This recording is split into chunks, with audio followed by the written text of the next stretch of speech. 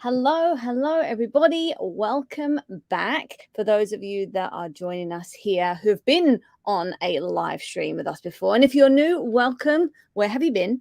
My name is Valentina. I'm the Community Experience Lead here at Disciple and the host here in the collective. You would have seen posts and all sorts coming from me. Well, I am a real person.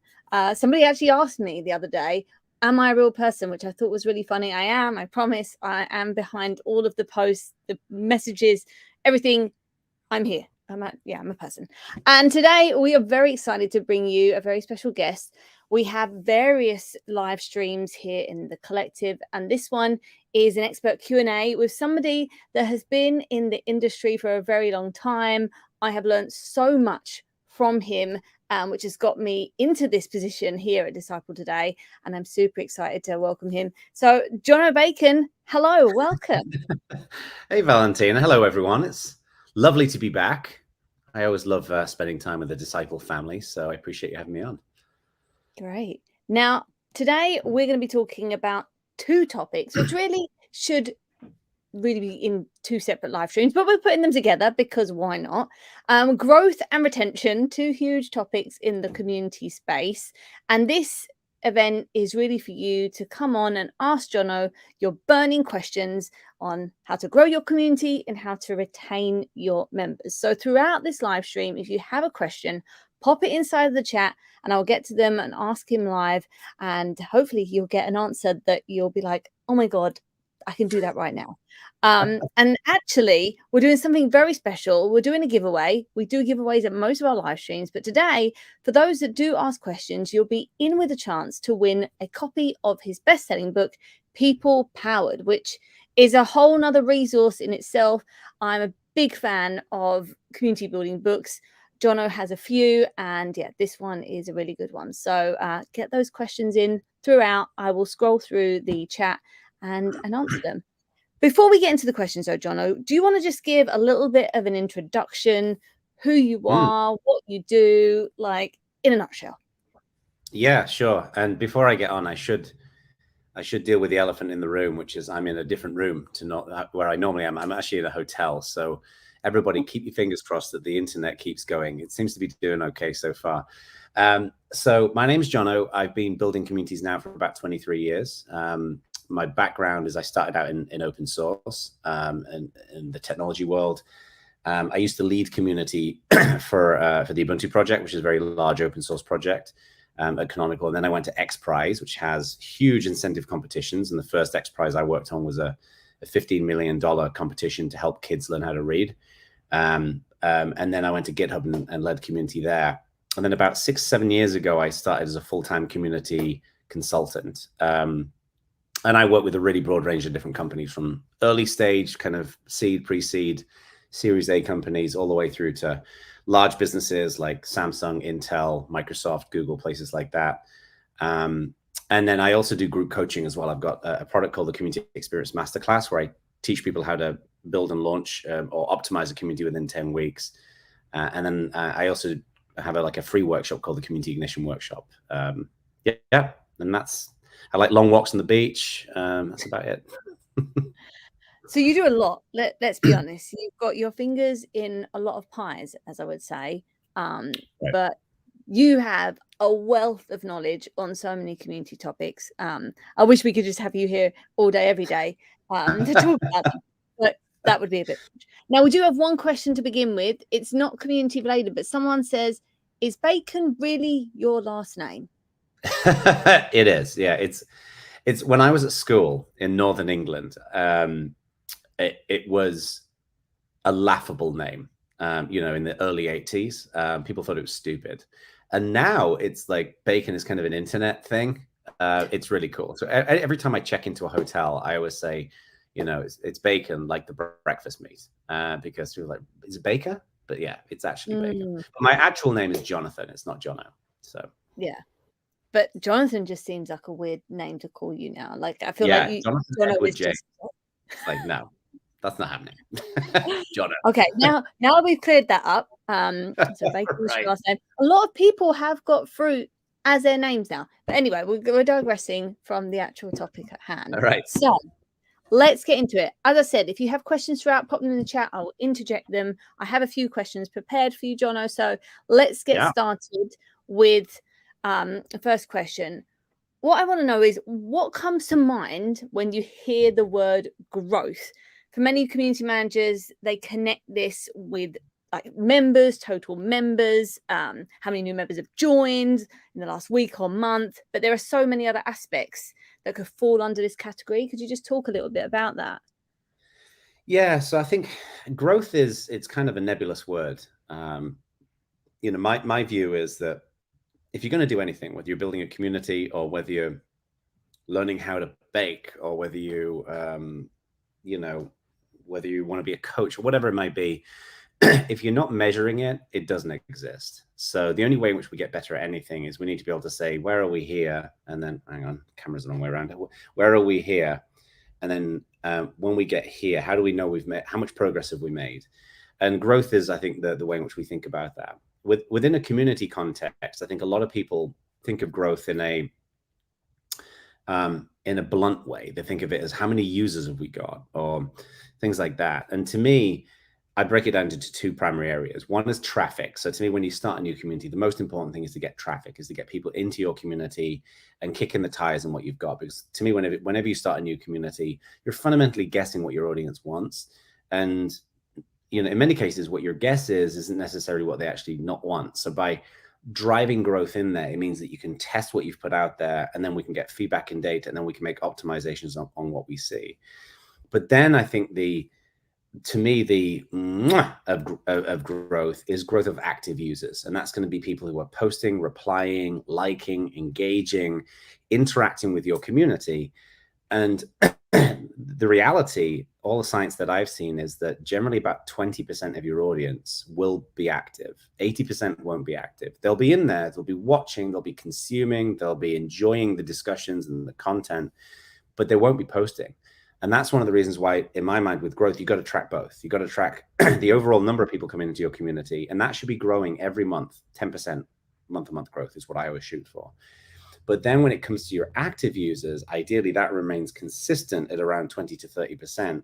So if you start out with 100 members, you know, then 20 of them are going to be active. But then when you get to 1,000 members, then 200 of them should be active. And so maintaining that as you grow is essential. That's how I tend to break it down. Yeah, I love that. I love you sharing those, I guess, benchmarks or goals to hit, because a lot of us in the community industry, we're not sure how much we should be growing or what numbers to put against. So it's good to hear those benchmarks. So those that are listening, I hope you're taking notes. Don't worry, this will be available for replay after if you're not making them on the notes. But yeah, 10% growth, 20. You said 20 to, I think you said 20 to 30%. Yeah, 30% is what I set as a stretch goal, and 20% is where you should be at. Honestly, very few people hit 30% from my experience. So don't worry too much if you don't hit 30% active users. Yeah, but we will die trying. We will die trying. Exactly. Now, something that's just come to mind as we're talking about metrics, the words vanity metrics come up a lot, and there's obviously a lot that you can measure. What are vanity metrics, first of all, and what have you seen people tracking that really they shouldn't be tracking? It's not worth it. Yeah, I think in many cases, honestly, the vast majority of metrics are vanity metrics, because I think people overdo it. So in my mind, a vanity metric is a metric that makes you look good, but doesn't really matter, right? So that then begs the question of, well, what do we define as matters? You know, and to me, what matters is really two things. If you're a business building a community, one is for all communities, whether you're a business or whether you're a breast cancer support group or whatever it might be, is you have to be able to measurably add value to your members. If you're not adding value to your members, then what are you doing? Like, go and sit on a beach or go and get a different job or whatever. I'd rather sit on a beach. So if we're not adding value, then it doesn't matter.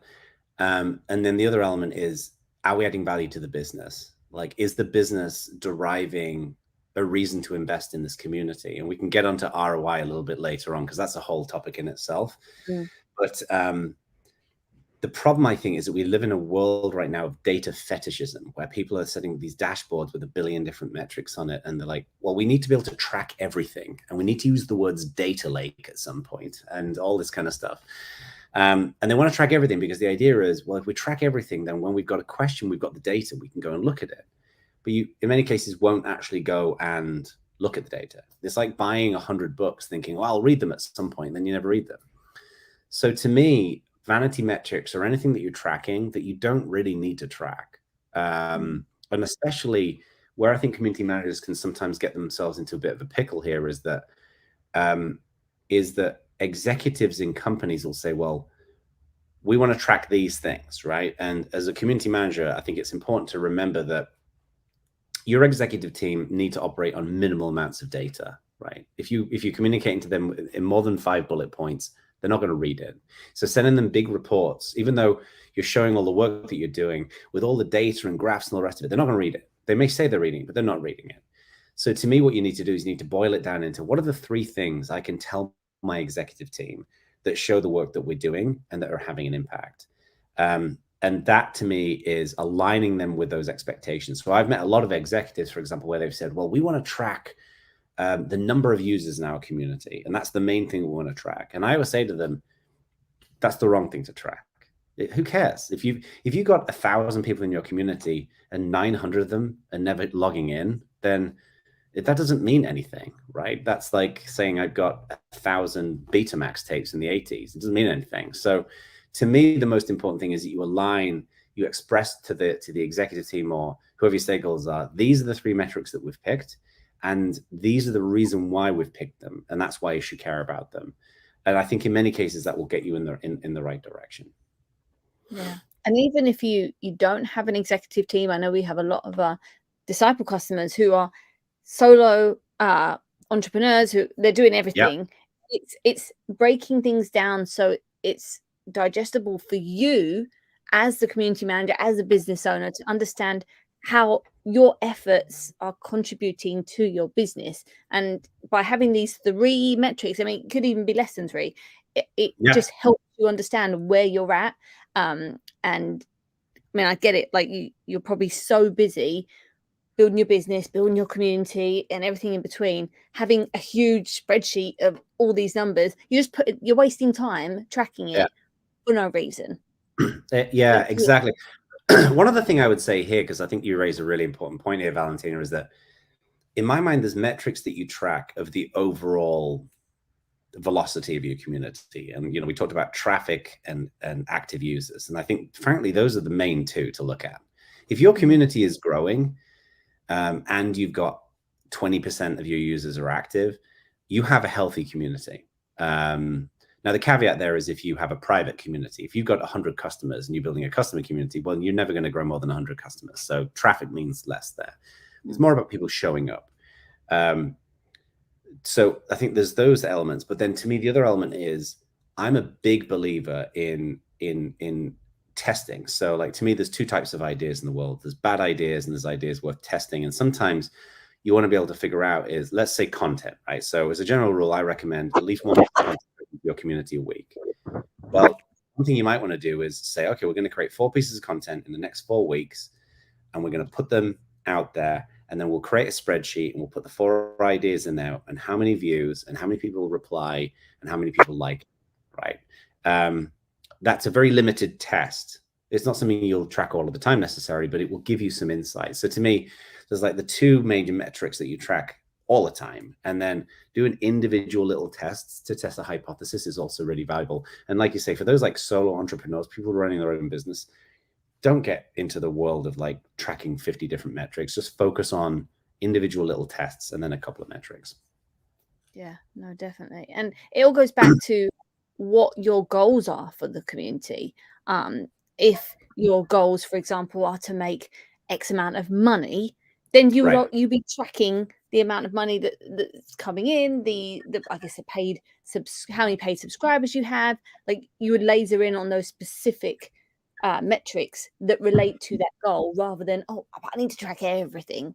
Because you're wasting valuable time that you could be using. Yeah, you're busy. You got other stuff to do. Yeah, exactly.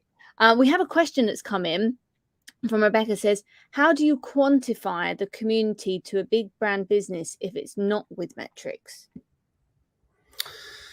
So this kind of gets a little bit into the ROI, the return on investment discussion, which is a preoccupation with a lot of community managers, because I think they get this question a lot.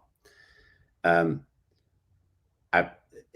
my opinion, it's kind of bad news, if I'm being honest with you. But it's bad news with good news, because in my mind, communities for a business, especially a larger business, a larger brand business, it's like two sides of a coin. There is intrinsic and there is extrinsic value. So the extrinsic value are the things that you can measure. That's going to be the activity. It's going to be the growth. It's going to be things like, especially if it's a product-based community, the community can lower, support costs and case deflection and all the tangible stuff.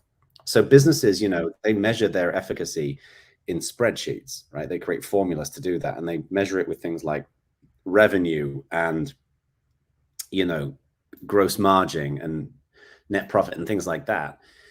But the problem is that the other side of the community coin, which I think is what so many people love, and I'm guessing one of the reasons why a lot of people are on this live stream, is it's the intrinsic piece, right? It's relationships, and it's empathy, and it's building belonging, and that's the magic of communities. And I think the thing is, you'll never be able to measure that. So ROI will only ever be able to measure a portion of the real value of community. This might sound like a little bit hippie-ish, but the comparison I would have here is love. Like, I love my wife. I love my son. I can't put that into a spreadsheet. I can tell you the attributes of them that I love, but it's just baseline. And so where I think this is a bad news situation is that we can't just go to an executive team and say, here's the spreadsheet. This is the reason why this is valuable. You can't automate that. But where I think it's the good news here is that if you have an executive team that is only looking at your community through the lens of what is the tangible value what is the tangible extrinsic value that I can derive from it, the things that you can measure in a spreadsheet, they don't understand your community. They don't understand how it operates, because in a business, the most important asset that you have in a business is not your product, it's your customers and it's your users. And it's that relationship that you have with them, your ability to deliver value to other human beings on the planet through your products and your services. So to me, where there is a great opportunity here is to be able to sit down with, your stakeholders, your executives, and to basically say, we need to, I want to really sit down and help you to understand the full coin, right? Both sides of that particular coin. And the benefit of that is, and that's hard work, I'm not going to deny it, but when you do that, where that opens up an opportunity is in helping them to really understand. Sorry, 1 second. Someone's banging on my door. Give me 1 second. Hang on. This is a live stream, people. This is what happens. Jono is very popular. Shower door, but I can't do it now. Sorry. Yes, Rebecca, community is a feeling or a spirit. I love that. Sorry.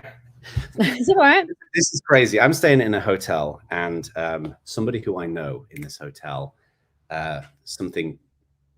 part of their bathroom smashed, and they're going around checking everybody's bathrooms. So the do not disturb sign did not work. Anyway, sorry about that. So yeah, to me, that's where there's an opportunity to really sit down with the team and to focus on that intrinsic value, because if there's one thing I've learned, especially from consulting with like lots of different companies, is if your executive team does not understand that there is value in your community beyond the spreadsheet, your community is always going to be on kind of like a bit of a sticky wicket. It's going to be always at risk of being moved or cancelled or pushed out, because they don't understand the importance of the role of it in the business. So, yeah. And this is something to keep in mind, again, for those that are doing it on their own. You have to look beyond the metrics you're tracking and the value that you can see from interacting with your members, the value they gain, the feedback that you're getting from them. Like, I love this community, the reviews you get in the app stores, like there's so that we can get very we can take, like, I guess, negativity or like the feeling that we're not making progress to heart, that we almost forget about the small little wins that are happening in our community every day that we don't always maybe notice, or we kind of just push it away because we think, oh, it's just like it's what we do on a daily basis. But those are the things that make you realize the impact that you're having as a community manager on your community, which then will help build your business or keep people coming back. The retention piece will keep people loyal. They'll go out and share it with the world and tell people to come. So although metrics are super, super important, it is, you have to look at what's happening in your community and the value and what people are saying. People are turning up to your events. They're getting involved in your conversations. They're having little conversations with each other. I mean, I don't know if it was you that mentioned this or not, but there is so much happening in DMs now that a lot of us, well, I don't think we can see what's happening in DMs unless we're in the DM, but communities are being built away from the actual like kind of main feeds inside of your communities, and that's incredible. So it's metrics are important, but and the thing is, as well as like you mentioned earlier on, Valentine, about people who've got their own business and they're let's say they spun up their disciple community, and they're a solo entrepreneur or they've got a small team. What's wonderful about businesses that are that size is you understand the importance of you've got to be in there, right? Like the often overused term, you've got to eat your own dog food. And to me, that is the communities that are really successful do that. Like I actually just wrote an article for the Discourse blog about this, talking about there's a community by Fractal Audio Systems. They built something called an Axe Effects, and I'm a musician. It's a piece of music equipment, and they have a very, very active, very, very passionate community. And one of the reasons why is because the guy who built the Axe Effects, the guy who writes all the firmware, the software that powers it, is in there every single day interacting and engaging with people. Yeah. And my view, and this is not a conversation everybody can have with an executive, is what makes you think that you can't be in our community? Like what makes you think that Sarah, who's running the community, should be in there, or David, who is in product management, should be in there? But what makes you think that you shouldn't be in there? Like you're an executive in this company, right? Politicians go out and meet their voters. You should be in your community. And I think that's a hard conversation to have. But I think when that gets through, and I think any good leader worth their salt knows that should be the case. They might only be able to go in there an hour a week in a big company, especially. But it's important for that to happen. So, yeah, no, definitely. I mean, I schedule time in my calendar to be inside of the collective every day, and I keep myself accountable for that. Some people just kind of go in without having to schedule it. It's whatever works. But if you are the host of your community, whether it's a community because you are there offering your services, maybe they're coaching or courses, or you're the host in that you're the community manager, you need to get to know your members, because that is going to help keep them in the community. And as I mentioned before, that loyalty piece, that going out and that community-based marketing, there's so much. I will keep banging this drum for as long as I'll live, because if you're not in your community every single day, getting to know your members, connecting members together, asking follow-up questions on posts and comments, it's literally a one-way conversation. It's like, hi, how are you? Good. But you wouldn't have that conversation in real life. Exactly. So if there's anything you take out of this live stream, is you need to be in your community every single day. And if you're working for a team where you have executives, then go out and convince them that they should come at least once a week, just to see what's going on in the community that is beyond that Google sheet of metrics that they're looking at. And one may not understand, two may not see what they want to see. They need to be in the community and seeing the whole picture. Exactly. All right, we have some more questions. Isabel says, what would be any lagging indicators or anchors that come to mind when tracking content creation within your community? So content's a really interesting one, I think, because the vast majority of communities out there that fail are because they don't add enough value for their members. I mean, I know this is kind of a bit of a trope to say this, but you know, the whole "if you build it, they will come" kind of field of dreams thing. I think most of us know that with relative exceptions, that just doesn't work. So you've got to be able to dangle into your community what I call hooks, which are content, conversations, and carrots. So content is content. Conversations are discussions that you kick off, and then carrots are the way in which you recognize and incentivize your members. So going specifically, I think you said Isabel, going specifically to Isabel's point about content. If we think about the role of content, to me, what it's really there to do is it's there to educate, inform, and grow the expertise and skills of your members. And to me, the most effective way of doing that is around the problems and the pain points that your members are having. So the problem is that we live in a world with bags and bags and bags of content. So we've got to make our content stand out and make it really interesting and exciting. And I think there's two components to this. One is when you dangle a carrot in front of them, and this is going to be things like thumbnails and, you know, headline titles and things like that, is how many people click on that? And then the other question is how many people actually consume the content and derive some kind of value from it. And what I like to do is I like to track, you know, where possible, and this varies from community platform to community platform, that kind of click rate and that view rate. So for example, we can do this in email fairly effectively. You know, click rate is how many people click on the subject line of an email and open up the email. That shows that the subject line is interesting. But then you can't track how many people view the content, but you can track how many people click on the link at the end of the content. And that's why I like to have a single call to action at every piece of content where possible. Now, you can't do that in all scenarios. So to me, the most important thing to track is overall, what are the views, the likes, and the reshares of content? And again, it varies from community platform to community platform because you might not have the concept of a share, for example, in certain community platforms.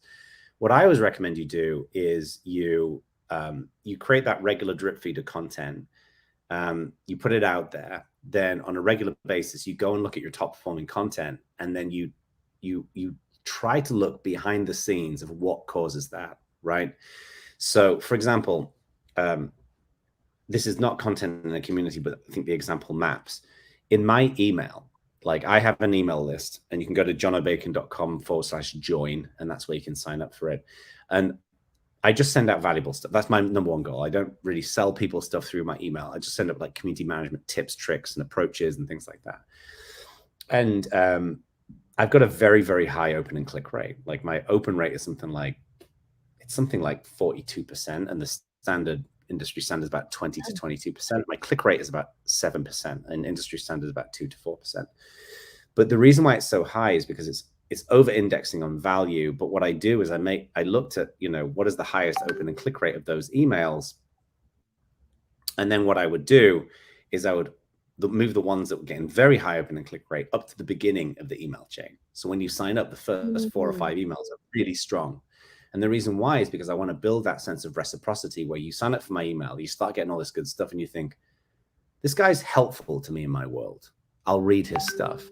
And then sorry, people are pinging me. Let me close this down. When people get into that mindset, they're much more likely to consume your content. So that's one of the reasons why I would recommend that you go and look at the highest performing content in your community based upon views and likes. Because likes is basically an affirmation of saying, I like this. Like, this is good. This is something that adds added value to my life. Based upon views and likes. And then if you have a resharing capability, that as well. And then look at what it was about that. So, for example, I found in my email that whenever I provided a resource, a template, a guide, things like that, really high open and click rates. I also found that when I was giving people super concrete outcomes, high open and click rates. Also certain topics that I was talking about, high open and click rates. And that's one of the things you want to look at, not just the topic, but you also want to look like the mechanics. Is it a how-to guide? Is it a book review? Is it an event recap? And that will give you a sense of what your community was really looking for.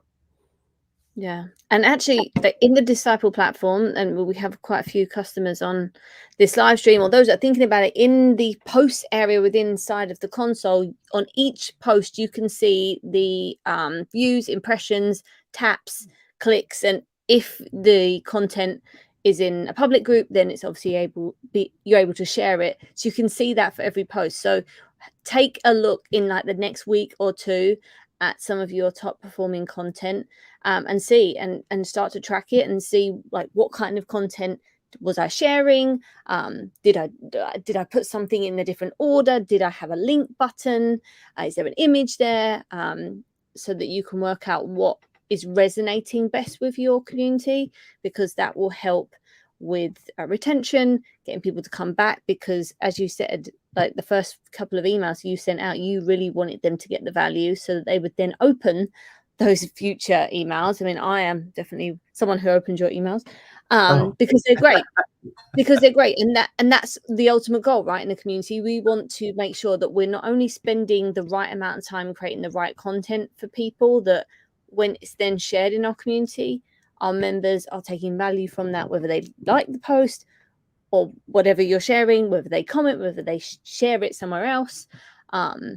That's the whole point. Otherwise, we're spending all these hours creating content that's basically not valuable for anyone, which is and content can be such a it can be such a churn.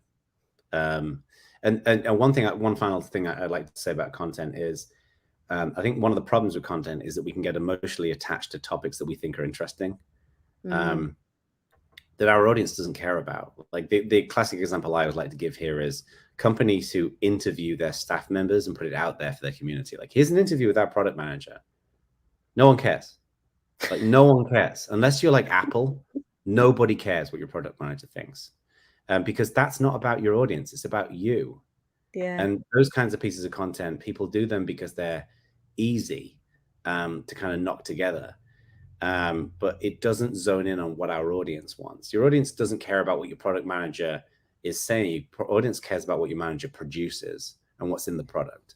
So sometimes, and I'm very guilty of this, like I just like, oh, I really want to talk about this. And then I realize no one actually cares. And yeah, as you said, once you find that you're knowledgeable about something, you feel more comfortable to talk about it. So that's where you kind of gravitate to.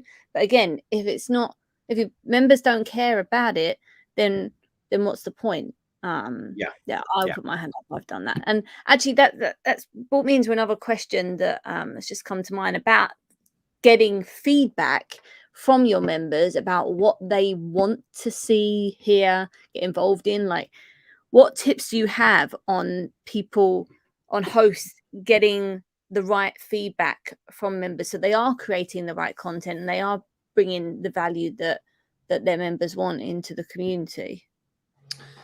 Yeah, so there's kind of there's kind of two things I think about here. Well, a couple of things actually. One is surveying, but surveying in the moment. So I'll give you an example. I mentioned earlier on, I have this a product called the Community Experience Masterclass, and I run this a couple of times a year. I'm actually in the middle of running the current one right now, which is a live group coaching program where I basically walk people step by step through how to either build a brand new community and launch it in 10 weeks, or how to optimize a community and relaunch it in 10 weeks. So I do live Zoom sessions twice a week with my students. And at the end of the Tuesday session is the training, and then with a bit of Q&A. And then the Thursday session is like a working session where we do hot seats and Q&A and stuff like that. At the end of the first session of each week on the Tuesday, I send them a quick survey with just 2 questions in it, which is basically like, did you like the session? And like, what were your takeaways? Or any feedback, essentially. But importantly, I don't send them the email. I don't send them an email the day after with the survey. Like a lot of people do this with events. Like the day after you go to an event, you get a survey, because people are out of the moment. What I say to them is at the end of the session, like, here's a couple of minutes to go and fill it in, because I want their feedback in the moment. And that's going to give me really useful. That provides 2 things for me. One is that it provides validation. Like actually the first time the first session I had on this cohort, I didn't have a survey. And I was like, oh, Was it any good? And then I sent it out and I got loads of like 8s, 9s, and 10s. So I was like, people liked it, which is great. And I got great feedback. So surveying in the moment, I think, is always really helpful.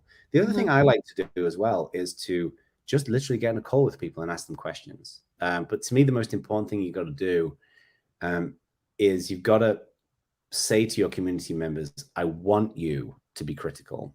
Like, I don't want, you don't just open the door for them and say, let us know what you think, because people are generally decent people, and they won't want to upset you or hurt your feelings around being critical. So I say, the way I like to present it is, I'm unoffendable.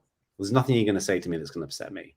And I thrive when I hear criticism and feedback, because those are the nuggets that we want. It's nice to get the praise, but when you get like somebody says, I was confused by this, I didn't like this, that's awesome, because then you've got a body on the ground. You can look at it, you can inspect it from different angles and figure out what to do. And those are honestly the main ways in which I like to solicit feedback. But the key thing, I think, with the surveying is it's got to be like maximum 2 questions. If you send out like an 8-question survey, the problem with the survey, like, there's nothing in it for the user, right? Because it's a fundamentally selfish thing to ask someone to fill in a survey, because they're not getting anything out of it. It's only you. So my view is it should be able to do it within 2 minutes. And for those of you who are thinking like, well, one of the best things you can ask for is Net Promoter Score. And if people aren't familiar with it, you can go and look it up online. It's a great way of deriving overall value in a group of people who are experiencing something. NPS. Yeah, no, it's a great tool to use. And I'm actually going to take your advice doing 2 questions. In the next week or so in the collective, I am going to be reaching out for feedback. So get ready for a 2-question survey, everybody.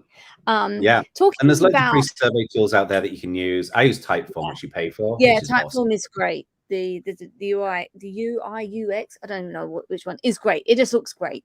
It is, which is nice. I'm going back to the chat. We were talking a while ago about reaching out to your CEO and telling them to be in the community. Someone wrote writing email to CEO now, so they're already on it. And I actually had a question that we were talking about. You saying that having 8 questions is just too long and people aren't going to get value out of it and potentially not fit it in. I want to talk about onboarding, because that whole onboarding experience can be make or break for a lot of members that are joining your community, depending on what you're doing. I mean, in Disciple, you can create profile fields where people can fill out their profiles based on what you want to know about them. There's obviously other tools where you can ask specific questions, you get approved in, and things like that. How important is the onboarding journey experience? And where have you seen people go wrong in the past with onboarding that has then led to their retention being quite low, people aren't coming back, and Yeah. I think onboarding is critical, like good onboarding, and it's critically important. And I think it's one of the areas where so many people get it wrong, in my personal opinion. Because the way I think about it is, when anything new is presented to us, first impressions matter, right? It's kind of like going out on a date. Like when you go out on a date, your impression of the person before you even sit down at the table, you're already making decisions about them. I mean, sure, there's things like looks, but then also like the personality, how they carry themselves, manners, and things like that. And it's the same thing with anything we do. The first time you sit in a car when you go for a test drive, or the first time you walk into your hotel room, like when I walked into this room. So to me, those first impressions of a community are everything. And communities, I think one thing that sometimes we forget in the community world is that communities are bloody terrifying for most people to join. Like you look at them and there's all of these people you don't know, and they're all having these conversations, and this community platform, I don't really know how it works, and it's confusing. So the onboarding piece is critical. To me, a lot of people want to try and fix that, are always looking for like a sugary pill that they can take that will lay everything out, and the funnel and all this kind of stuff. To me, the most important thing is to sit down and go back to first principles and say, well, who is our audience and what do they want?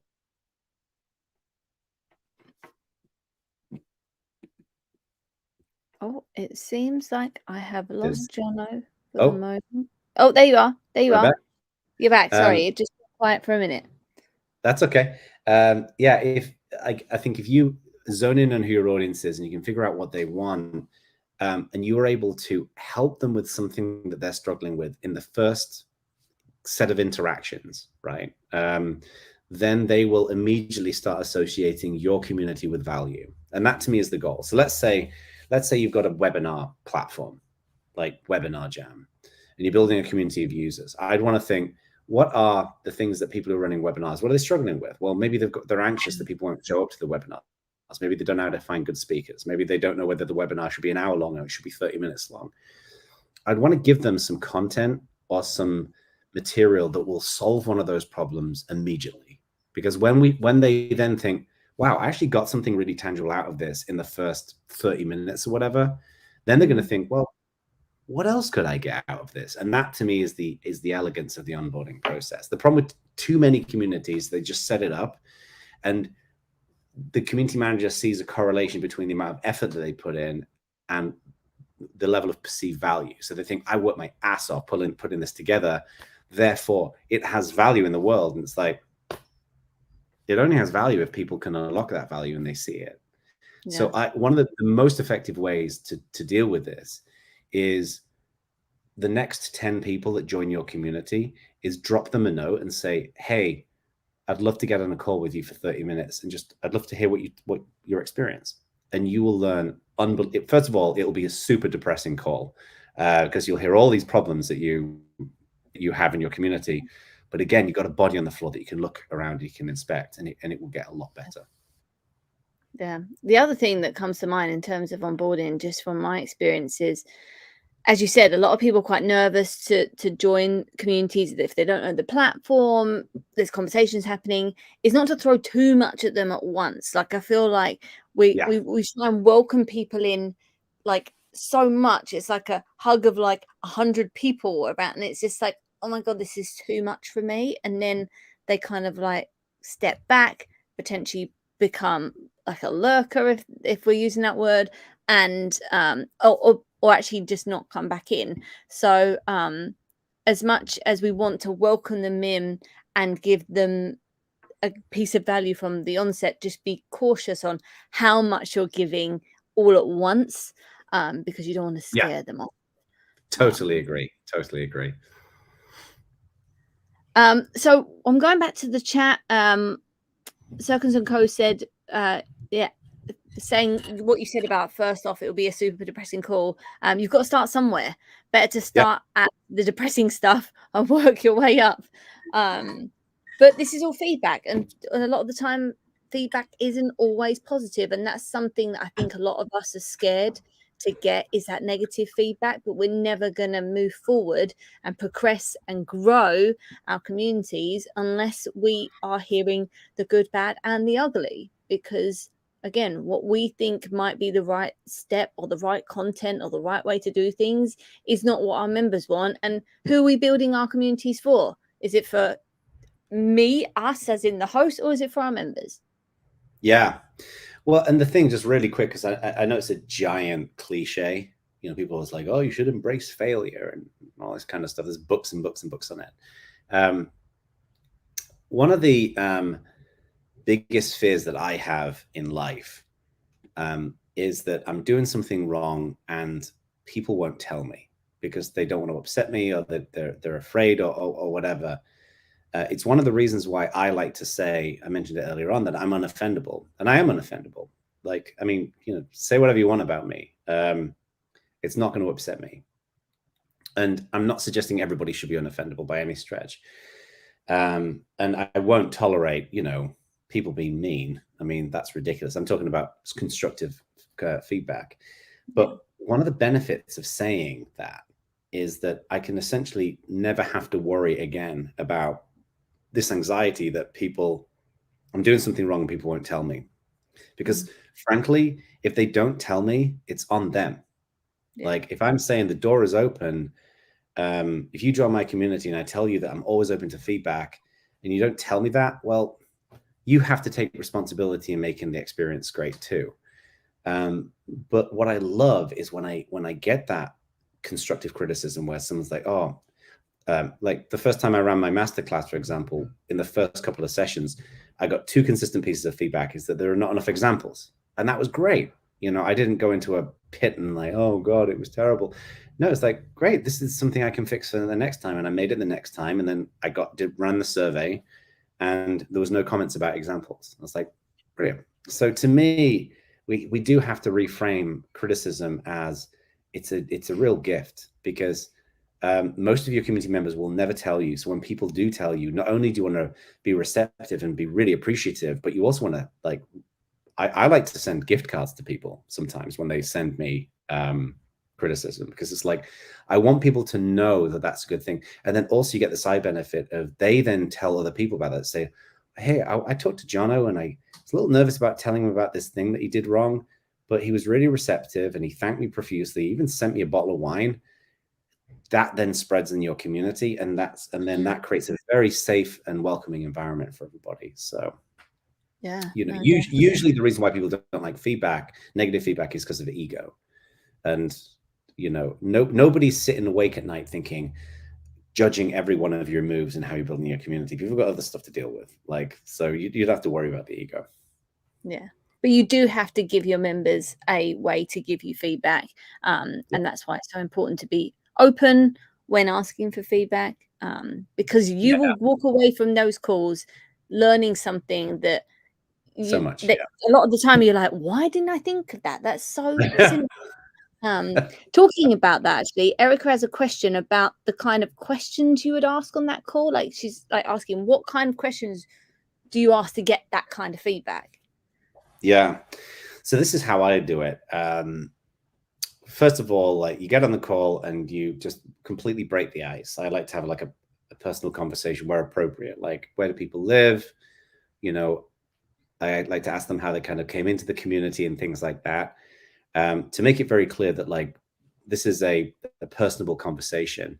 And then what I like to do is I like to start with the intention. So I'll say, okay, so this is what I'm set. I just want to kind of align our conversation with, like, this is what we're setting out to do. And you'll talk through, like, the value that you want to create at a high level. Like, don't ramble for 10 minutes, but you know, so for example, if it was a product community, like, look, we just want to create an environment where we don't just have customers who are trying to buy our product. We want to create an environment where we really do build this this community that's there to support and guide and help each other. So the community becomes part of the value of this, and it's not just, you know, people buying a product. But you know, we don't know how close to that goal we are, and we know we're not there yet. So that's where I think you want to add some vulnerability and say, like, we know we're not there yet. And you can always say that, because nobody is ever 100% there yet. And say, so, you know, so I'd love to get your feedback on what's working well and areas where you think we should continue our focus. But also, I really, really, really, really want to hear areas where we can improve. And I'm completely unoffendable. Anything you tell me, it's just going to be super valuable, because, you know, we really cherish constructive criticism of what we can do to improve. That's how I tend to approach it. And do you track all this in like a simple kind of sheet, like a Google sheet of what they're saying, or do you make notes? Like, I mean, what I like to do is you basically dump it all into some notes, and then afterwards you can then go through and pick out the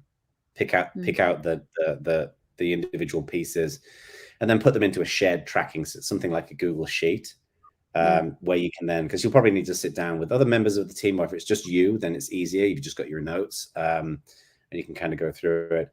And then I think the key thing is when you fix something that they tell you about, that you then go and reach out back to them. So I'll give you another example. Again, when I ran this masterclass that I ran it for the first time early in March this year, and I'm currently running the second iteration of it. So it's still very much an early product.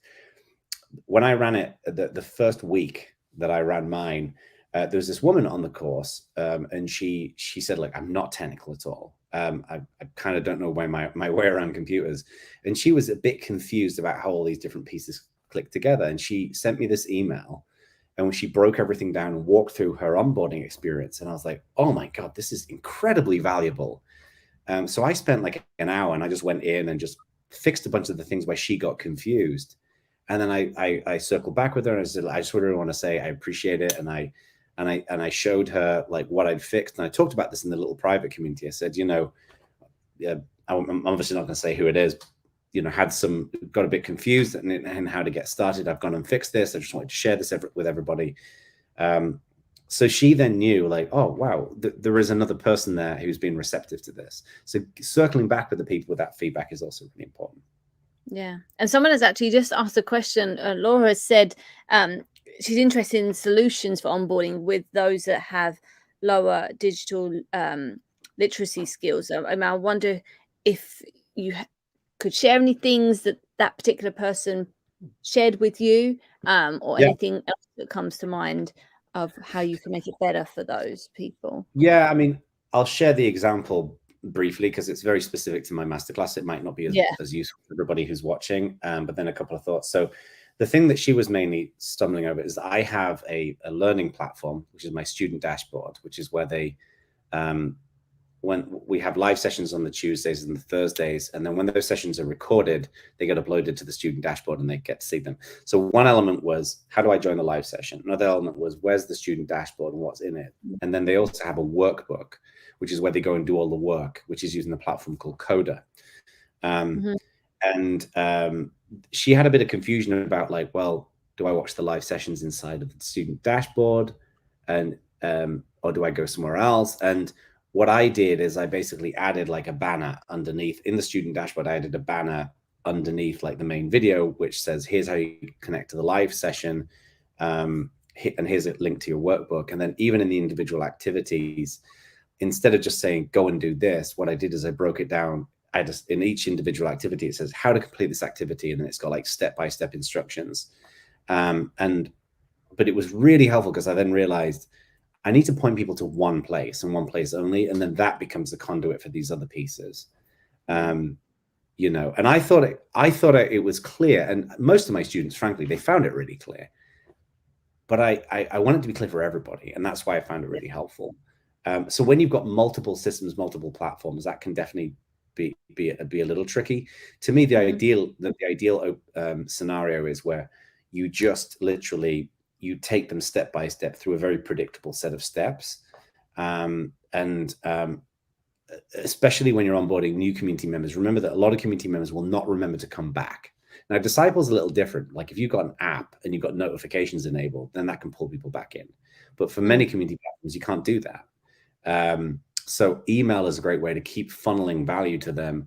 And then in those emails, you can say, oh, come and check out this discussion in the community. Come and check out this thing that we're doing. And that will help to get people familiar with it. Yeah. I mean, one thing that comes to mind is, the welcome email that gets sent out when somebody joins your community is really important. If you don't have a welcome email, I would consider having one, and try and keep that email to one key call to action of where you want what you want that person to do first of all in your community, and that directs them to a specific area. For example, in the collective welcome email, what I want you to do first is I want you to introduce yourself. So there's a big button at the bottom that says, come and say hi to the community, and it directs you to the introduce yourself group, where I hope that you'll come in and tell us who you are so that we can then learn a bit more about you and then go from there. So that's something that I think could be great for those that maybe aren't so confident with technology, is not having too many links, because you end up clicking everything and it takes you to different places. And consider maybe having an onboarding video that people can pause, rewind, and can go through different things in their own time, because a lot of people I personally love watching videos and listening. I don't necessarily like to read a lot, but that's just me. And you can put closed captions on it. I mean, there's so many things you can do with videos these days, but that could be a great addition to help onboard people, because they can visually see things in your community rather than when it's written down. It's like, go to the resources folder and then go to expert sessions. If they can see your actual community and where it's located, that can definitely help. So that just comes to And like mind. we said earlier on, then you just test it, you know, Yeah. like put it, like you were saying, Valens, you test video, test written, and then just look at the numbers, and the numbers will tell you, and especially when you get that feedback from people. And it might take a few go rounds to kind of get it right, but you'll get to a point where it will just consistently work for most of your members. So yeah, no, definitely. Okay, we've got a few more minutes left. So if you have any last minute questions for Jono, pop them in the chat. I know there's some there, so we're going to try and get for you as many as we can. Don't forget, we are giving away 10 copies of People Powered. For those that ask questions, you'll be in with a chance. But as we have a few minutes, Maggie said that she's been tempted to switch from MailChimp for her onboarding weekly emails for members due to emails going to the spam / promotions tab in whatever email client they're using. Best alternatives in your experience? Well, if your emails are going into promotions and spam and things like that, it's probably not MailChimp's fault, because that's going to be domain reputation, which is going to be relevant to your domain. And what that means is that people are generally not going to be interacting with the emails that you're sending out enough. So all email providers like MailChimp, ConvertKit, HubSpot, they all have a deliverability quality. And I haven't looked at MailChimp's in a while, but I'm guessing it's pretty good. But I would look at the value of your emails and to see whether they're getting through. I think it's more likely to be, what I wouldn't want you to do is to switch email providers and expect different results. It may be it's most likely going to be what's in your emails. So one thing, for example, that will easily get your emails into the promotions folder and potentially into spam is going to be if you've got lots and lots of visual HTML stuff in there. You know, if your emails look beautiful, but there's no real valuable content in there, they're just not going to perform. Like if anyone signs up for my emails, like I say, jonobacon.com/join, you'll notice that all of my emails have no branding. They're all plain text. Yeah, because thing is text. Yeah, they look like an actual email, and that's very much by design, because then all of that HTML pushes them into the promotions folder. Another great way to get your emails to perform better is to get people to reply to them. Like a lot of my emails say, "What do you think?" And all of the replies to the emails that I send out, and I use a tool called ConvertKit. All of those email replies go to me, and I reply to pretty much all of them. So that's one of the things I would recommend as well. Interesting. But it's most likely going to be your domain. If you are going into spam, it's because people are reporting your emails as spam. And in that situation, don't send spam. But I'm guessing you're not. Right there, everyone. I'm guessing you're not sending spam. I'm just being a smart aleck. All right. I am going to do 2 very quick questions. I mean, you could talk forever about these, but just very quickly. Yeah. So Jeffrey's asking, for brand new communities, what are some of the best tactics for initial growth? For example, going from 0 members to say 500. Any very quick tidbits? What you want to do is run a webinar for your audience that solves one of your audience's pain points. Advertise it, get a lot of people come into it, deliver an amazing chunk of value in an hour, and then ask people to join the community at the end of it. You're going to get their email address, send them loads of really valuable content via email. Again, unbranded emails. And then in many of those emails, ask them to come into your community. People will not come to your community unless you can bring them in with value. If you start with the value and then you bring them into the community, you're going to get better performance. Perfect. I love that. Jeffrey, you can get started on that straight away. Right away. And Benedetta says, what are the top 3 questions to ask what are the top 3 questions to ask to build and improve relationships? I assume she means with her members. Anything that comes to mind? I would go back to what I mentioned earlier on. Is I would ask them, what are the aha moments and the value that they're getting out of the community? I would say, for question number 1, what are the things that they're struggling with right now? Question number 2, which areas are our community helping you with those things that you're struggling with? And 3 is what are the things you're struggling with where the community is not helping you, where we can drive improvements? Those are the 3 things I would ask. I love it. 3 questions, boom, getting great feedback and things that you can then take away and start start to make changes. Perfect. Well, we have run out of time. I mean, Jono, we could be here all night long talking about this, but we have run out of time. Where can people come and connect with you? Where's the best place? Find out about the different programs you've got. Where can they go? Yeah, so I have a sufficiently stupid name. So Jono Bacon, JONOBACON. So that's my handle on social media, like Twitter, all those other. Instagram is Jono Bacon Graham because some other muppet took my name. And then jonobacon.com is my website. And then I'd mentioned the masterclass earlier on. You can join the waitlist for that. That's communityexperiencemasterclass.com. And then I've got a book called People Powered, which I know you're giving out some copies of. And that's available where all good and terrible books are sold. Amazing. So. And yes, as you mentioned, we are going to be giving away 10 copies. I will be announcing who is taking away that copy next week. So stay tuned in the news and events group here in the collective. Jono, thank you so much for joining us today. As always, sharing so much great wisdom and knowledge that, you know, I don't know about anyone else watching, but I'm like, okay, after this, I'm going to start doing all sorts of stuff because I feel so inspired.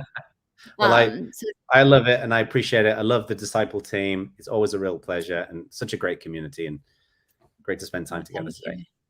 Well, we hope to see you back here sometime soon. But that's it for now. Have a wonderful Wednesday, everybody. And as always, I'll see you back inside the collective every single day to help you build your communities with Disciple. Thank you, everyone. Have a wonderful evening, morning, afternoon, wherever you are. And we'll see you soon. Bye for now.